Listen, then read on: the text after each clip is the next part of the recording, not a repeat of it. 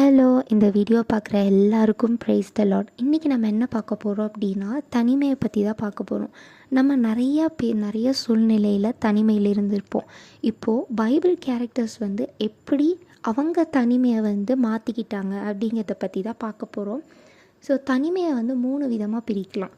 ஒன்று invisible loneliness, இன்னொன்று social disconnect loneliness, இன்னொன்று இன்ஜஸ்டிஸ் லோன்லினஸ். ஸோ ஃபர்ஸ்ட் நம்ம பார்க்க போகிறது என்ன அப்படின்னா, emotional and invisible loneliness. So emotional invisible loneliness அப்படின்னா என்ன தெரியுமா? 1000 பேர் நம்மளை சுற்றி இருந்தாலும் நம்ம மட்டும் தனியாக இருக்க மாதிரி நமக்கு ஃபீல் இருக்கும். நம்மளை சுற்றி அம்மா, அப்பா, தம்பி, ஃப்ரெண்ட்ஸ், அண்ணன், அக்கா, இது மாதிரி யார் இருந்தாலும் நமக்கு நமக்குன்னு யாரும் இல்லையே, நமக்கு சப்போர்ட்டாக பேச யாரும் இல்லையே, இது மாதிரி ஒரு சில சிச்சுவேஷன்ஸில் நம்ம ஃபீல் பண்ணுவோம். ஸோ இதுக்கு ஒரு பெஸ்ட்டான பைபிள் எக்ஸாம்பிள் பார்த்தோம் அப்படின்னா தாவீது தான். தாவீது எப்படி பெஸ்ட் எக்ஸாம்பிள் ஆகுவார் அப்படின்னா, 1 சாமுவேல் 24ஆம் அதிகாரம் 1-3 வரைக்கும் இருக்க வசனங்களை வாசிக்கலாம்.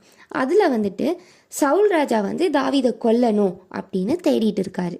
அப்போது தாவீது என்கேதி வனாந்திரத்தில் தான் இருக்காரு அப்படிங்கிறது சவுலுக்கு தெரிய வருது. அப்போ சவுல் என்ன பண்ணுறாரு?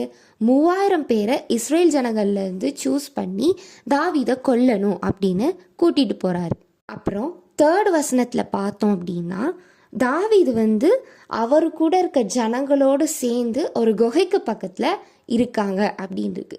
ஸோ இது எதுலேயுமே தாவீது தனியாக இல்லை, அவர் கூட ஜனங்கள் இருக்காங்க. ஆனாலும் அவர் தனிமையாக உணர்ந்திருக்காரு, ரொம்ப மனசுடைஞ்சு போய் இருந்திருக்காரு. எப்படி அப்படின்னா, அவருடைய சொந்த மாமாவே அவரை கொல்லணும் அப்படின்னு நினைக்கும்போது அவருக்கு ரொம்ப ஹர்ட் ஆயிடுது. ஐயோ, நமக்கு பிடிச்சவங்க, நம்ம மாமா, ஆனால் அவரே நம்மளை கொல்லணும்னு நினைக்கிறாரே அப்படின்னு சொல்லி அவர் ரொம்ப ஹர்ட் ஆகுறாரு. அவர் நொந்து போகிறார். அந்த மாதிரி சூழ்நிலையில தான் அவர் சங்கீதம் 142ஆவது அதிகாரத்தை எழுதியிருக்கார். ஸோ இதுலேருந்து என்ன தெரியுது அப்படின்னா, அவர் அவரை சுற்றி ஆட்கள் இருந்தாலும் அவரும் தனிமையை தான் உணர்ந்திருக்கார். அவருக்காக சப்போர்ட் பண்ண ஆட்கள் இருந்திருக்காங்க. பட் ஸ்டில் அவர் நமக்கு பிடிச்சவங்கள நம்ம ஹர்ட் பண்ணுறாங்களே, நம்ம என்ன பண்ணுறது அப்படின்னு யோசித்து ரொம்ப ஹர்ட் ஆகிருக்காரு. அந்த டைம்லையும் அவர் சும்மா இல்லை, பாட்டு பாடியிருக்கார். ஏசப்பா எனக்கு இப்படி இருக்கே அப்படின்னு சொல்லிட்டு. ஸோ ஒரு புலம்பலை கூட பாட்டாக பாடியிருக்கார். ஆண்டவர்கிட்ட அதை ஷேர் பண்ணியிருக்கார். அதே தான் நம்ம லைஃப்லையும் நமக்கு நிறையா விஷயங்கள் இருக்கும். நம்ம சோர்ந்து போயிருந்திருப்போம் நிறைய நேரங்களில். ஐயோ, நமக்கு பிடிச்சவங்களே நம்மளை ஹர்ட் பண்ணுறாங்களே அப்படின்னு சொல்லி ரொம்ப ஹர்ட் ஆகிருப்போம். அந்த மாதிரி சூழ்நிலையில் நம்ம ஆண்டவரை பற்றி கொள்ளணும். ஆண்டவர் நமக்கு கொடுத்த தாளந்துகளை பயன்படுத்தணும். ஆண்டவர்கிட்ட அந்த தாளந்துகள் மூலியமாக நம்ம எல்லாத்தையும் கன்வே பண்ணலாம். இது ஒரு வழியாக நான் சொல்கிறேன்.